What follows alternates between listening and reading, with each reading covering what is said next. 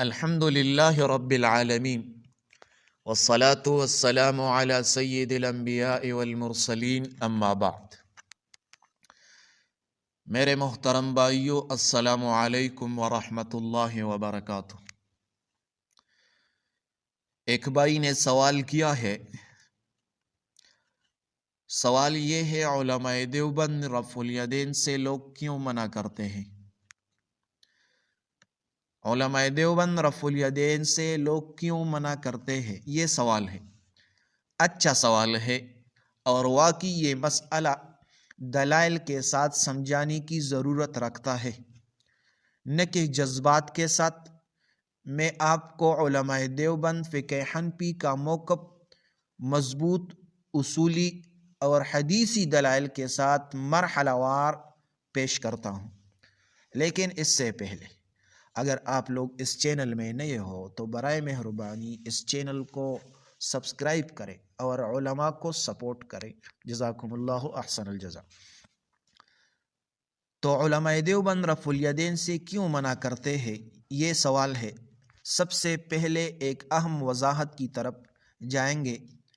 علماء دیوبند رفع الیدین کو حرام یا بدعت نہیں کہتے، بلکہ کہتے ہیں کہ تکبیر تحریمہ کے علاوہ رفع الیدین چھوڑ دینا راجح اور افضل ہے، یعنی یہ اختلاف ترجیح ہے، نہ کہ اختلاف دین۔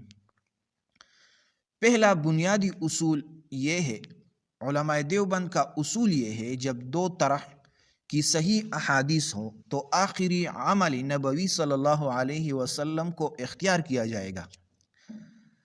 اب ہم دلائل پیش کریں گے اس پر۔ پہلا دلیل یہ ہے، حضرت عبداللہ ابن مسعود رضی اللہ تعالیٰ عنہ کی حدیث ہے، اور یہ دلیل سب سے مضبوط دلیل ہے۔ عن عبداللہ ابن مسعود رضی اللہ تعالیٰ عنہ قال الا اصلی بکم صلاة رسول اللہ صلی اللہ علیہ وسلم فصلی فلم یرفع یدیہ الا مرۃ واحدہ۔ حضرت عبداللہ ابن مسعود رضی اللہ تعالیٰ عنہ نے فرمایا، کیا میں تمہیں رسول اللہ صلی اللہ علیہ وسلم کی نماز پڑھا کر نہ دکھاؤں؟ پھر انہوں نے نماز پڑھائی اور تکبیر تحریمہ کے علاوہ ہاتھ نہیں اٹھائے۔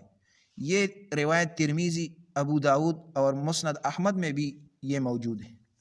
امام ترمذی رحمہ اللہ فرماتے ہیں، وعلیہ العمل عند اہل الکوفہ، یعنی کوفہ کے فقہاء حضرت علی اور ابن مسعود رضی اللہ تعالیٰ عنہ اسی پر تھے۔ دوسری بات، حضرت علی رضی اللہ تعالیٰ عنہ کا عمل حضرت علی رضی اللہ تعالیٰ عنہ سے مروی ہے، انہ کان لا یرفع یدیہ الا فی التکبیرۃ الاولی۔ مصنف ابن ابی شیبہ نے یہ روایت نقل کی ہے۔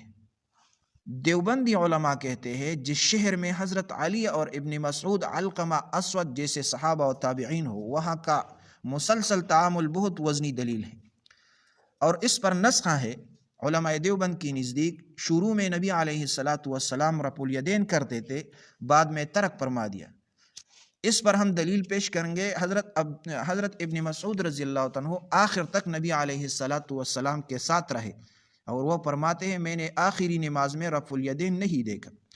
آخری عمل حجت ہوتا ہے۔ عمل صحابہ کا غلبہ یہ ہے کہ علماء دیوبند یہ دلیل دیتے ہیں، اگر رفع الیدین ہر رکوع میں سنت موقدہ ہوتی تو کثیر صحابہ اس کو کبھی نہ چھوڑتے، لیکن ہمیں ملتا ہے ابن مسعود، حضرت علی، ابن عباس، ابراہیم نخعی رحمہ اللہ اور حماد، یہ سب ترک رفع الیدین پڑھتے۔ امام ابو حنیفہ رحمہ اللہ کا علمی وزن، لوگ کہتے ہیں امام ابو حنیفہ رحمہ اللہ نے حدیث نہیں لی، یہ بہت بڑا الزام ہے، حقیقت میں یہ ایسا نہیں ہے۔ امام ابو حنیفہ رحمہ اللہ کے اساتذہ میں حضرت حماد بن ابی سلیمان، ابراہیم نخعی، عبداللہ ابن مسعود، یہ سنہری سند ہے۔